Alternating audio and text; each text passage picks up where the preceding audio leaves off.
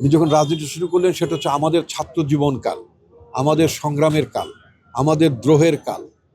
সুতরাং তিনি আমাদের দ্রোহে, আমাদের সংগ্রামে তিনি ছিলেন আমাদের অভিভাবক, তিনি ছিলেন আমাদের অনুপ্রেরণা। এবং নিঃসন্দেহে তার ৮০ বছরের জীবন, তার ৮০ বছর ১৯৪৫ সালে তিনি জন্মগ্রহণ করেছিলেন এবং ২০২৫ সালে তার জীবন অবসান ঘটল।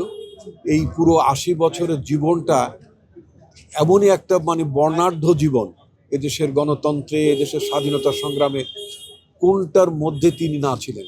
স্বাভাবিক তো তার জীবন, এই ৮০ বছর জীবনটা তিনি খুব স্বাভাবিকভাবে পার করে নিত। একটা ইতিহাসের পরতে পরতে তিনি তার ফুটপ্রিন্ট, তার পদরেখা, তার পদচিহ্ন তিনি রেখে গিয়েছেন।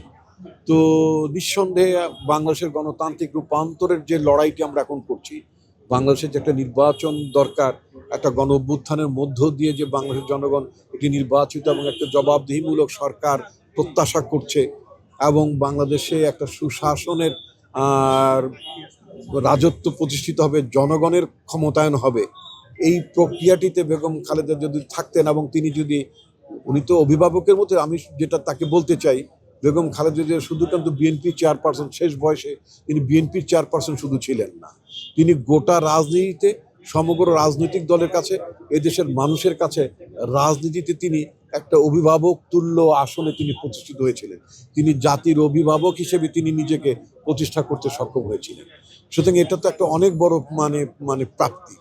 একটা রাজনৈতিক দলের প্রধানের চেয়েও তিনি গোটা জাতির অভিভাবক হিসেবে যখন তিনি সমাসীন হন, সেটা তো অনেক গুরুত্বপূর্ণ মর্যাদা। তবে এই জাতি তাকে বিরল সম্মান দেখিয়েছেন। বর্তমান অন্তর্বর্তীকালীন সরকারের প্রতি আমি কৃতজ্ঞতা জানাই, ধন্যবাদ জানাই।